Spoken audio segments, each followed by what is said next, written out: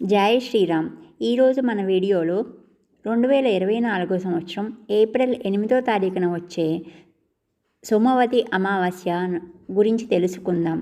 ఈరోజు చేసే మనం ఏ చిన్న పుణ్యకార్యమైనా అనగా స్నానము, దానము, జపము ఎంతో కోటి రెట్లు విశేష ఫలితం లభిస్తుందని పెద్దలు చెబుతున్నారు.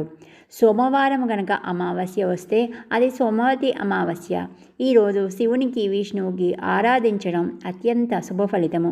మరియు బ్రాహ్మణులకు, పక్షులకు, జంతువులకు, లేనివారికి దానం చేయడం కూడా ఎంతో ఉత్తమం అని చెప్తున్నారు. మరియు ఉపవాసము ఉండి పూజ చేసినా కానీ చాలా మంచి ఫలితం కలుగుతుందని పెద్దలు చెబుతున్నారు.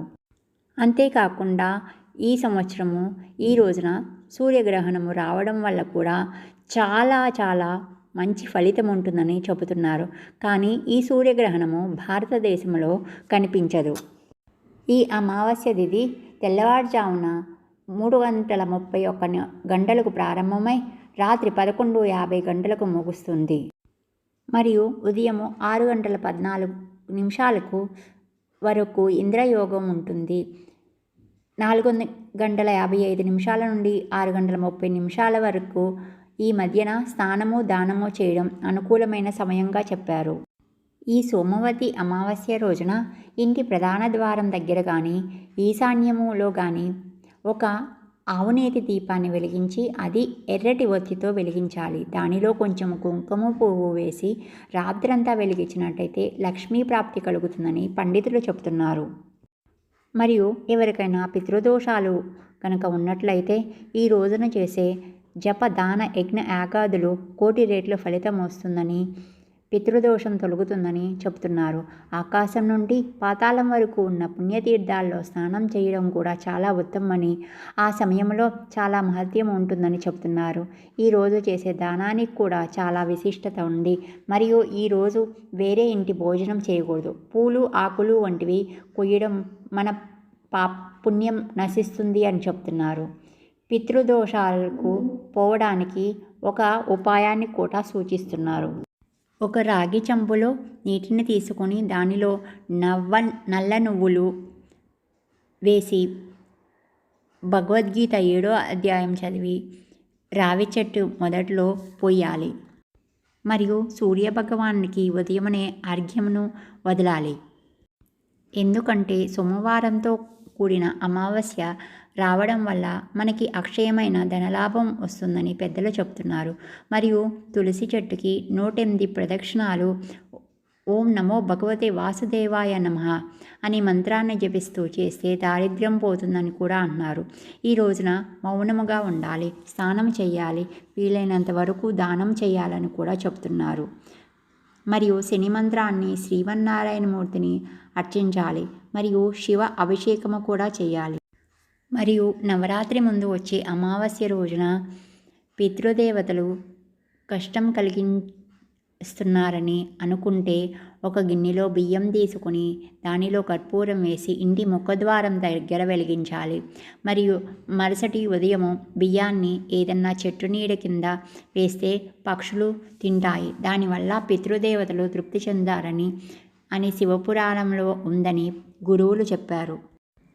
మరియు పితృదోషాలకి రావి చెట్టులో నీళ్ళలో నల్ల నువ్వులు, కుష అని మీకు పూజా సామాన్లు దొరికే షాపుల్లో దొరుకుతుంది. తెల్లటి పువ్వులు తీసుకొని రావి చెట్టు మొదట్లో పొయ్యాలి. తరువాత శివాలయానికి వెళ్ళి బిల్వపత్రాలు, మందార పువ్వులు, నల్ల నువ్వులు, నీటితో అభిషేకం చేయాలి. మరియు పచ్చిపాలు కూడా ఉపయోగించాలి. మరియు రావి చెట్టుకి 7 ప్రదక్షిణలు చేయాలి. ఒక ఆవ నూనె దీపం వెలిగించాలి. ఒక ఆవు పిడకను తీసుకొని దానిపై 5 ఆవు నెయ్యి ఒత్తులు వెలిగించి ఇంటిపైన పెట్టాలి.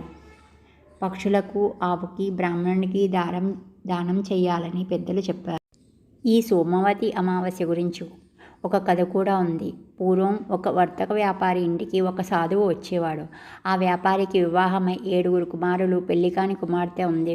ఒకరోజు పెళ్లికాని ఆ కుమార్తెను ఆ సాధువు చూసి కూడా దీవించకుండా వెళ్ళిపోతాడు. దీనికి వారు చాలా బాధపడతారు.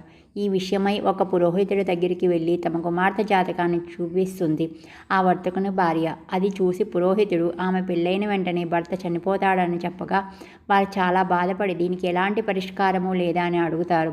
అప్పుడు పురోహితుడు సింగాల్ ప్రాంతానికి వెళ్ళి అక్కడ చాకలి స్త్రీ కుంకుమ అడిగి నుడుత పెట్టుకుంటే దోషం పోతుందని చెప్పాడు.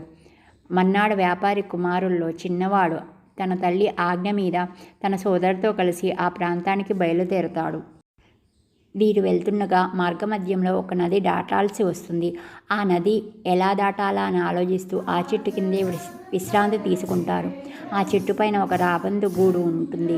ఆ రాబందుల జంట లేని సమయంలో ఒక పాము వచ్చి ఆ రాబందు పిల్లలను తినడం పరిపాటి.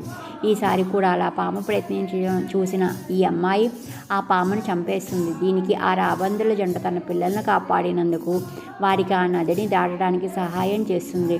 ఆ ఇద్దరూ అక్కడికి వెళ్ళి ఆమెకు కొన్ని నెలల పాటు సేవ చేయగా ఈ సోమవతి అమావాస్య రోజునే ఈ కన్య నుదుటిన చాకలి స్త్రీ కుంకుమ దిద్దుతుంది. ఆమె వెంటనే రావి చెట్టు దగ్గరికి వెళ్ళి 108 ప్రదక్షిణాలు చేస్తుంది. అంతటితో ఆమె జాతక దోషం తొలగిపోతుంది. ఇది సోమవతి అమావాస్య కథ అని చెబుతారు. ఇది శివ 16 సోమవారాల వ్రతాల్లో కూడా ఒక కథగా చెప్పబడుతుంది. మరియు ప్రదోష వ్రతంలో కూడా ఇది ఒక కథగా చెప్పబడుతుంది. అంతేకాకుండా సోమవతి అమావాస్య రోజున పూర్వీకుల కోసం దానం చేస్తే కోపంతో ఉన్న పూర్వీకులు కూడా సంతోషిస్తారు. పిండ ప్రదానాలు చేయడం పితృదేవతలు సంతోషిస్తారు. శ్రీ మహాలక్ష్మి సమేత శ్రీమన్నారాయణ పార్వతీ పరమేశ్వరులను పితృదేవతలను పూజించాలి. మంచి పనులు చేయాలి. వీలైతే మౌనంగా ఉండాలి. విన్నారు కదండి ఈ సోమవతి అమావాస్య యొక్క విశిష్టత, ప్రాధాన్యత. మీకు నచ్చినట్లయితే ఈ వీడియో లైక్ చేయండి, కామెంట్ చేయండి, సబ్స్క్రైబ్ చేయండి. పక్కనే ఉన్న బెల్ బటన్ ప్రెస్ చేయడం వల్ల నేను పెట్టే ప్రతి వీడియో మీకు నోటిఫికేషన్లో వస్తుంది. Thank you. Have a nice day. జై శ్రీరామ్, జై భారత్, జై హింద్.